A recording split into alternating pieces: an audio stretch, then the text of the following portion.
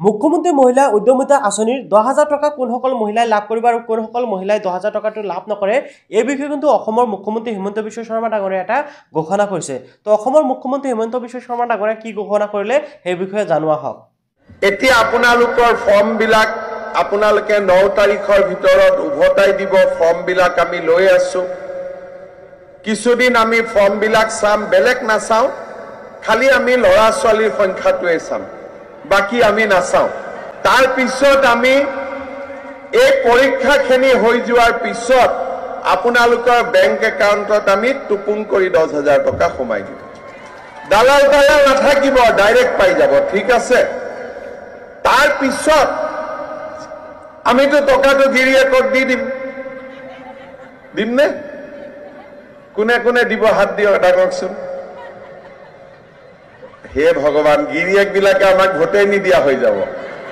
দুই এজনীয়েতো দিব লাগে গিৰিয়েকক। গিৰিয়েকে আপোনালোকৰ মতে ভোট দিব নে স্বামীয়ে আপোনালোকৰ মতে স্বামীয়ে ভোট দিব নে স্বামীৰ মতে আপোনালোকে ভোট দিব? আপোনালোকৰ মতে দিবতো ভোট।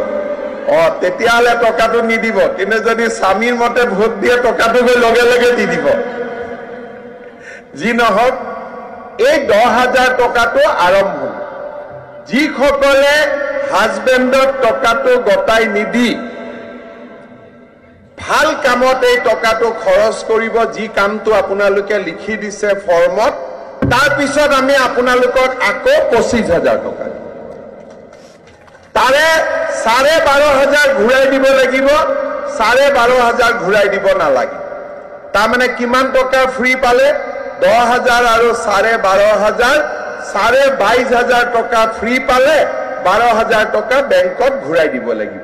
আশা কৰিছোঁ আপুনি নিশ্চয় দেখা পালে যে মুখ্যমন্ত্ৰী হিমন্ত বিশ্ব শৰ্মা ডাঙৰীয়াই ঘোষণা কৰিছে। মুখ্যমন্ত্ৰী হিমন্ত বিশ্ব শৰ্মা ডাঙৰীয়াই কিন্তু এটা কথাৰ ওপৰত আটাইতকৈ গুৰুত্ব আৰোপ কৰিছে, সেয়া হ'ল যে সন্তানৰ ওপৰত। ধৰক যিসকল নেকি জেনেৰেল আৰু অন্যান্য পিছপৰা জাতি আছে, সেইসকলৰ ক্ষেত্ৰত 3টাকৈ সন্তানতকৈ অধিক থাকিব নোৱাৰিব, অৰ্থাৎ 3জনতকৈ অধিক সন্তান থাকিব নোৱাৰিব। আৰু যিসকল নেকি SC ST OBC আছে বা চাহ জনজাতি বা মৰাণ মটাক যিসকলে আছে, যিসকল আছে সেইসকলৰ ক্ষেত্ৰত 4জনকৈ সন্তানতকৈ অধিক হ'ব নোৱাৰিব। এইসকলে যদি 4জনতকৈ অধিক সন্তান নাথাকে তেনেক্ষেত্ৰত টকাটো 100% পাই যাব।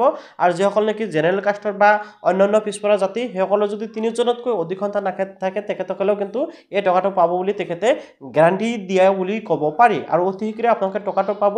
আৰু কি কৰা হ'ব, অনলাইনত এটা লিষ্ট বনোৱা হ'ব, তাৰপিছত আপোনালোকে এই টকা পোৱা আৰম্ভ কৰিব যদি আপোনাৰ বেংক একাউণ্টৰ সৈতে আধাৰ কাৰ্ডখন লিংক কৰোৱা আছে। যদি আপডেটটো জানিব পাই ভাল পাইছে নিশ্চয় লাইক কৰিব, আৰু এনেকুৱা গুৰুত্বপূৰ্ণ আপডেটসমূহ পাবলৈ কিন্তু চেনেলটো ছাবস্ক্ৰাইব কৰিবলৈ পাহৰি নাযাব।